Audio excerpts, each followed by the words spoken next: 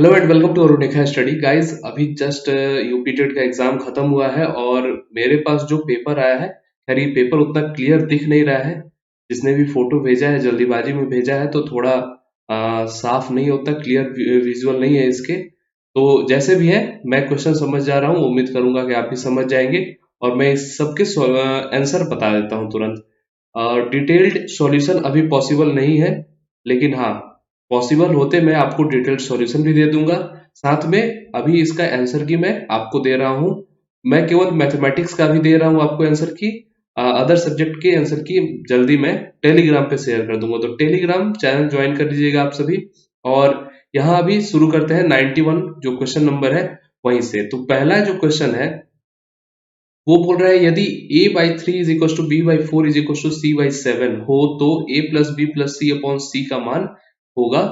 मतलब इसका मान बताना है क्या होगा। तो इसमें हम लोग क्या करते हैं, सिंपल सा एक काम करते हैं कि एक मिनट मुझे पेन लेने दीजिए। कहाँ से मिलेगा हमें पेन?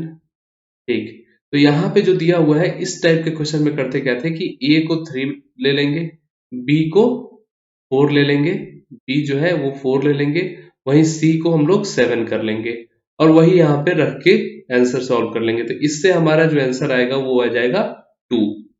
आगे बढ़ते हैं। अगला जो क्वेश्चन है ये कैलेंडर का क्वेश्चन है और इसका जो क्वेश्चन है ये अगर आप लोग इसे सॉल्व करेंगे तो जैसे 5 जनवरी 1991 दिया हुआ है, तो हमें पता है कि कोई भी डेट हो अगर एक साल बाद हम जाते हैं तो अगर लीप ईयर ना हो, नॉर्मल ईयर हो, तो जो सेम डेट को मतलब अगर 5 जनवरी को आज शनिवार है तो अगले साल 5 जनवरी को रविवार आएगा, अगर लीप ईयर ना हो तो। अगर लीप ईयर रहती है तो वो चेंज होने हो जाता है, डेट एक दिन आगे बढ़ जाता है। तो यहाँ पे 5 जनवरी 1991 को शनिवार है तो 5 जनवरी 1992 को क्या हो जाएगा, रविवार हो जाएगा। अब वहां से जब हम आगे बढ़ेंगे तो 1992 एक लीप ईयर हो जाएगा। तो उस हिसाब से जब हम कैलकुलेट करेंगे तो यहाँ पे जो दिन आएगा वो आएगा मंगलवार। तो इसका डिटेल्ड अभी सॉल्यूशन नहीं मिलेगा, बस आंसर की मिल रहा है। तो आप लोग बस इसे देख लीजिए कि क्या आंसर होगा, अपने आंसर से मैच कीजिए। तो 92 का आंसर हो जाएगा मंगलवार। आते हैं 93 पे। 93 पे जो है यहाँ पे -3 -2 यहाँ पे और यहाँ पे -3 दिया हुआ है। ठीक, यहाँ पे भी -3 है। तो इसको जब कैलकुलेट करेंगे तो ये हमारा आएगा 11/64। आगे बढ़ते हैं। अगला जो क्वेश्चन है इसमें क्या है, तो इसमें सीधी सी कंसेप्ट है एक कि दो जो सबसे छोटे जो भुजा होंगे किसी भी त्रिभुज में, छोटे वाले भुजे के जो सम होते हैं, भुजा का जो सम होता है यानी योग होता है, वो बड़े वाले भुजा से बड़ा होता है। ये एक नियम है इसमें। तो इस हिसाब से अगर देखें तो इसमें ऑप्शन नंबर 2 हमारा सही होगा। अब बाकी सब जो भी है वो गलत हो जाएंगे। इसमें तो बराबर ही हो जा रहा है तो गलत हो जाएगा। इसमें बड़ा, ये बड़ा वाला जो है ये दोनों के योग से क्या कहते हैं बड़ा हो जा रहा है, तो ये होगा नहीं। योग को बड़ा होना है, तीसरे साइड को नहीं। ठीक, आगे बढ़ते हैं 95 पे आते हैं। तो 95 को जब सॉल्व करेंगे तो काफी सिंपल क्वेश्चन है। इसमें मतलब कुछ करना ही नहीं है, आरोही क्रम में बताना है। तो सबसे छोटा 5 का 4th रूट हो जाएगा, वहीं 4 का ये 1/3 रूट हो जाएगा और 3 का 1/2 रूट हो जाएगा। ठीक ठीक। तो इसका जो आंसर हो जाएगा वो होगा ऑप्शन नंबर 3। आगे बढ़ते हैं 96 की तरफ जाते हैं। तो 96 का जो आंसर होगा, इसमें क्वेश्चन में क्या बोल रहा है, बोल रहा है यदि अवरोही क्रम में रखे गए आंकड़ों के दोनों छोरों से फ्रैक्शन हटाए जाते हैं तो केंद्रीय प्रवृत्ति के कौन से मापक प्रभावित होते हैं। तो अगर आप अवरोही क्रम में रखें या आरोही क्रम में रखें, दोनों तरीके से आप रखेंगे तो अगर उसमें से किनारे वाले यानी पहला वाला और आखिरी वाला अगर आप हटाते हैं तो उसमें माध्यक चेंज नहीं होगा, उसमें माध्य चेंज होगा या बहुलक चेंज होगा। तो माध्यक चेंज होगा ही नहीं। तो इस जिस ऑप्शन में माध्यक आ जाता है उसको गलत मान लीजिए। पहला ऑप्शन गलत, दूसरा ऑप्शन गलत, चौथा ऑप्शन गलत, यानी तीसरा ऑप्शन इसमें सही हो जाएगा। आगे बढ़ते हैं 97 पे आते हैं। यहाँ पे क्या बोल रहा है कि 5 सेंटीमीटर भुजा वाले एक घन के सभी फलकों पर रंग लगाया जाता है। यदि इसे 1 सेंटीमीटर क्यूब वाले घनों में काटा जाता है तो 1 सेंटीमीटर क्यूब वाले कितने घन में केवल एक ही फलक पर रंग होगा। तो इसे जब हम लोग सॉल्व करेंगे तो इसमें जो होगा एक साइड में आपका आ जाएगा 9 ऐसे क्यूब, 9 ऐसे घन बनेंगे। तो उसी तरीके से अगर हर तरफ से देख लिया जाए तो 6 फेस होते हैं, किसी भी क्यूब में 6 फलक होते हैं, तो 6 फलक के तरफ से 9 बनेंगे, तो उस हिसाब से 54 इसका आंसर हो जाएगा।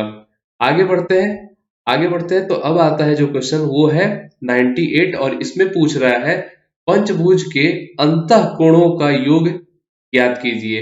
तो सीधी बात है भाई, इसमें एक फॉर्मूला लगता है और वो होता है n माइनस 2 और इसमें हम क्या करते हैं, इसमें हम करते हैं 180 से मल्टीप्लाई कर देते हैं, तो क्या हो जाता है, हमारा आंसर आ जाएगा 540। ठीक है, आगे बढ़ते हैं, अगले क्वेश्चन पे आते हैं। अगला क्वेश्चन है 99। एक मिनट देख ले सब सही तो जा रहा है क्वेश्चन। हाँ चलिए आगे क्वेश्चन पे आते हैं। अगला क्वेश्चन हो जाएगा 99। तो 99 पे जो देखेंगे तो वो होगा एक खंबे का 4/7 भाग कीचड़ में धंसा है। ठीक, जब धंसे हुए का 1/3 भाग बाहर खींचा जाता है तो पाया गया कि 8 मीटर माप का खंभा अभी भी कीचड़ में है। मतलब 4/7 भाग कीचड़ में था, 1/3 भाग कीचड़ वाले में जो था 4/7 का 1/3 बाहर निकाल लिया गया, मतलब 4/7 का 2/3 अभी अंदर है और वो कितने कितने के बराबर है, तो 8 मीटर के बराबर है। तो पूरे का लेंथ क्या हो जाएगा, तो जब हम इसे सॉल्व करेंगे तो ये आ जाएगा 21 मीटर। आगे बढ़ते हैं, अगला क्वेश्चन है E और B किसी काम को 12 दिन में करते हैं, B और C उसी काम को 15 दिन में करते हैं, C और A उसी काम को 20 दिन में करते हैं, E अकेले उसी काम को कितने दिन में कर सकता है। तो भैया ये सिंपल सी सवाल है, कोई बहुत बड़ी बात नहीं है। अगर आप टाइम एंड वर्क बढ़िया से पढ़े होंगे तो बहुत आसानी से सॉल्व कर लेंगे और इसका जो आंसर होगा वो होगा 30 दिन। ठीक, आप लोग को सॉल्यूशन मिल जाएगा, एक एक चीज का सॉल्यूशन मिलेगा लेकिन बाद में, अभी फिलहाल आंसर जानिए। अब आते हैं 101 पे। तो इसमें 3 आपको फ्रैक्शन दिए हुए हैं यानी भिन्न दिए हुए हैं और उनका आपको HCF निकालना है। तो HCF हम कैसे निकालते हैं, जब भी भिन्न का HCF निकालना होता है तो नीचे वाले का क्या करते हैं LCM और ऊपर वाले का HCF निकाल देते हैं। तो इस क्वेश्चन का आंसर हो जाएगा ऑप्शन 1। ठीक, आगे बढ़ते हैं 102, बहुत ही इजी सवाल है। रूट में जब आप देख रहे हैं यहाँ पे दिया हुआ है और वर्गमूल निकालना है, 2 यहाँ मल्टीप्लाई है, मतलब यहाँ पे क्या हो जाएगा, ये जो 2 स्क्वायर वाले पार्ट होंगे उनका सम होगा, यानी √2 का स्क्वायर करें और √5 का स्क्वायर करें तो 7 आ जाएगा। यहाँ से भी √10 को अगर हम ब्रेक करेंगे, √10 को ब्रेक करेंगे तो हमारा क्या हो जाएगा, ये आएगा √2 और √5, क्यों ये आएगा, तो सीधी बात है ऑप्शन नंबर 3 इसका आंसर हो जाएगा। आगे बढ़ते हैं, अगला है 103। इसमें क्या कह रहा है, एक वर्ग और एक समबाहु त्रिभुज किसी एक भुजा उभयनिष्ठ है, किसी एक भुजा पर उभयनिष्ठ है, मतलब जो त्रिभुज है वो ऊपर खड़ा है किसी एक वर्ग पे। यदि त्रिभुज की इसका फिगर मैं बना देता हूं कैसे होगा, ये समझिए, एक ये त्रिभुज हो गया और ये हो गया वर्ग, इस तरीके से है। हाँ, त्रिभुज की एक भुजा 4/3 सेंटीमीटर लंबी है। तो इस आकृति का परिमाप कैसे निकालते हैं, परिमाप निकालने के लिए क्या करते हैं, परिमाप निकालने के लिए हम करते हैं, ये बाहर वाला जितना भाग होता है उसका हम लोग सम करते हैं। ठीक, तो 1 2 3 4 5, 5 भुजा हो जा रहे हैं 5 और किस गुना क्या करेंगे इसमें 4/3 3 दिया ही हुआ है 4/3। तो इसमें 4/3 अगर हम गुना कर दें तो क्या आ जाएगा, ऑप्शन नंबर 1 हमारा आंसर हो जाएगा। आगे बढ़ते हैं क्वेश्चन नंबर 4 पे। इसमें क्या कह रहा है कि निम्नलिखित में से कौन सी संख्या 99 से विभाजित होती है। तो सिंपल डिविजिबिलिटी रूल, अगर कल का वीडियो मेरा देखोगे तो उसमें मैंने बोला था कि डिविजिबिलिटी रूल से क्वेश्चन आएगा आएगा आएगा, तो आ ही गया। ठीक, तो इसमें ऑप्शन नंबर 1 जो है ये 99 से डिविजिबल हो जाएगा। अगर चेक करना है कैसे, तो ये 99 क्या होता है, 9 इंटू 11। अब 11 के लिए क्या होता है कंडीशन, वो उससे देख लीजिए कि हो रहा है कि नहीं, और 9 के लिए क्या होता है कंडीशन, उससे भी रख के चेक कर लीजिए। आगे आते हैं 105 पे। पाई क्या है, पाई क्या है। अगर पाई को बहुत लोग समझते हैं कि परिमेय संख्या है, क्योंकि इसे हम लोग 22/7 लिखते हैं, जबकि ये गलत है, पाई अपरिमेय संख्या है। ठीक, आगे बढ़ते हैं। यहाँ पे क्वेश्चन दे रहा है 106 में, यदि 10⁻³ मतलब 10 के पावर में 3x है तो 125 के बराबर हो रहा है। तो 10 के पावर में -2x, यहाँ पे क्या है, माइनस है, -2x का मान होगा। तो जब 3x है मतलब 3x है, यहाँ 10x क्या हो जाएगा, ऊपर में यहाँ पे x, यानी ये हो जाएगा बराबर 125 का पावर 1/3।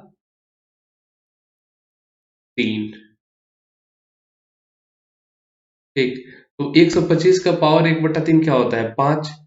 और ठीक है, 5 हो गया। अब 10⁻²x क्या हो जाएगा, मतलब 5 का स्क्वायर 25, माइनस लगा देंगे तो उधर भी माइनस आ जाएगा, उधर माइनस आ जाएगा तो 1/25 हो जाएगा।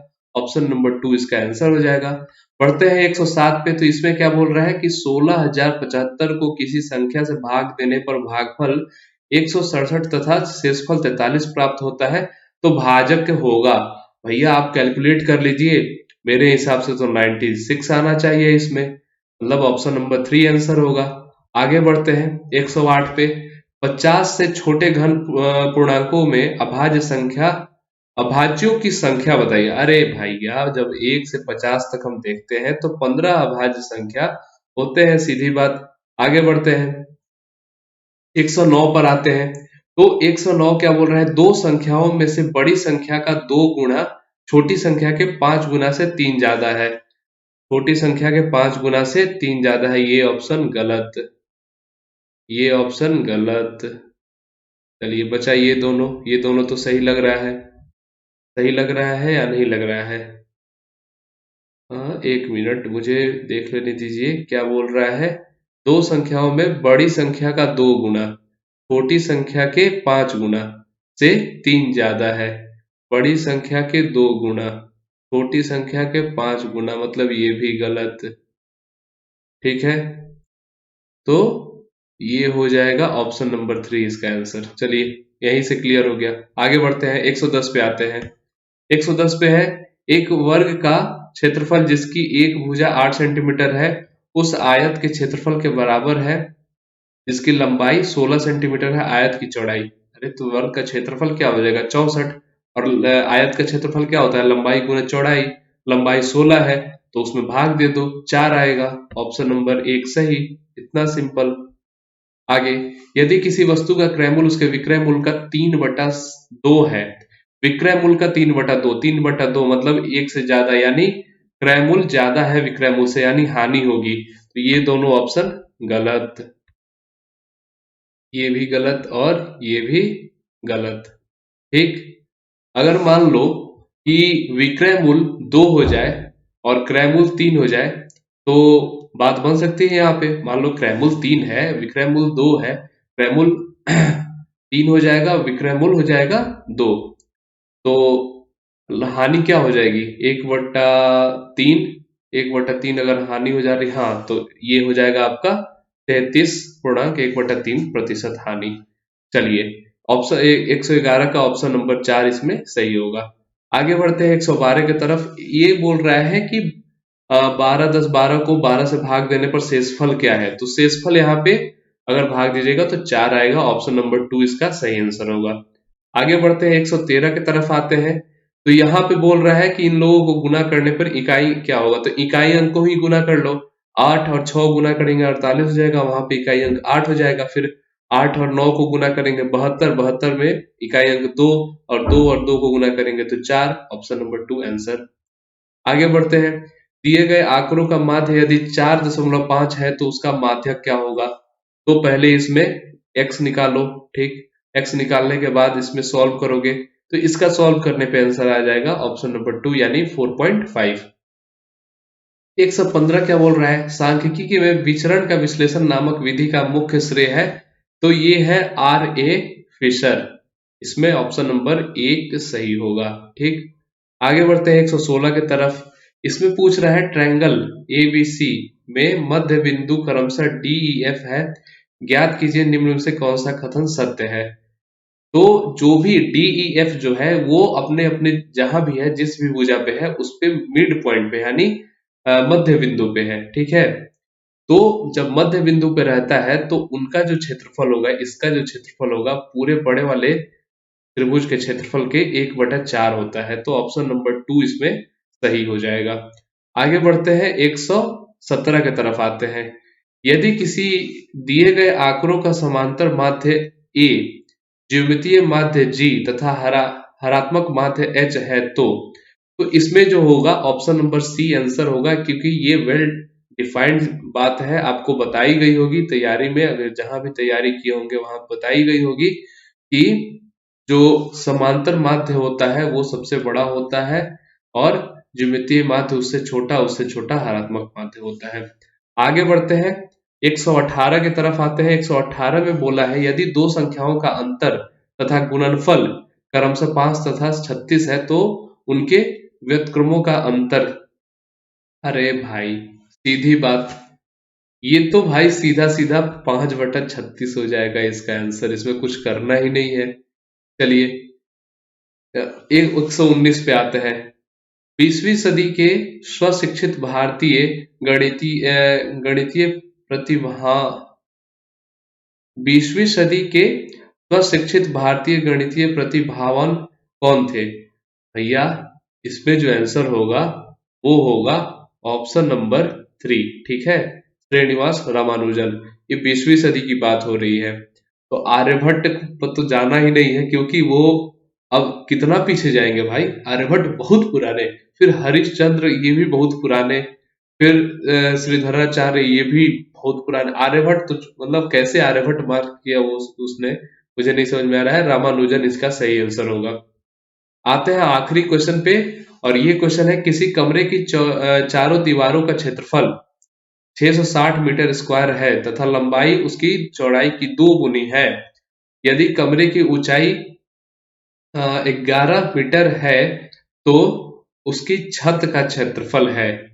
तो इसमें जो है अगर चारों दीवारों का क्षेत्रफल यानी 6 हो जाएंगे दीवार, और ऊंचाई दे ही दिया है 11, दोनों से भाग लगा देते हैं तो लंबाई हो जाएगी इसमें 10। ठीक है, चौड़ाई जो होगी वो हो जाएगी 10, तो लंबाई हो जाएगी 20 यानी 200 मीटर स्क्वायर। ये ऑप्शन नंबर 1 इसका सही हो जाएगा। ठीक, तो ये था आज का जो भी क्वेश्चन था यूपी टेट मैथ्स का, जितना भी पेपर में जो जो क्वेश्चन आया था मैंने सब बता दिया आंसर, और ये 100% एक्यूरेट आंसर है। इसके अलावा कोई इधर उधर आंसर नहीं होने वाला है। तो आप लोग बिल्कुल अगर आप लोग ये आंसर मार्क किए हैं तो समझिए कि आप बहुत अच्छा परफॉर्म करके आए हुए हैं। चलिए मिलेंगे आपसे अगले वीडियो में, तब तक के लिए tata bye bye and thank you.